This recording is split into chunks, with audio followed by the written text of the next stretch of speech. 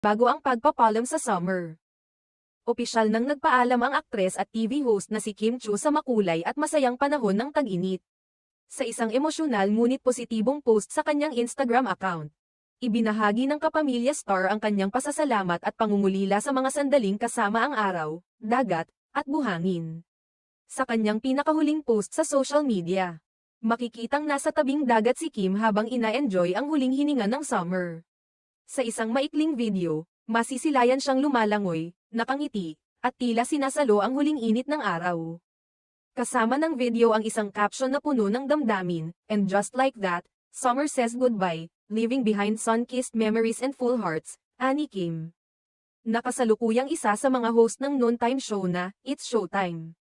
Bagamat simple ang mensahe, tumagos ito sa damdamin ng kanyang mga taga-subaybay. Marami ang nakarelate sa ideya ng pagwawakas ng isang panahon na ng kasiyahan.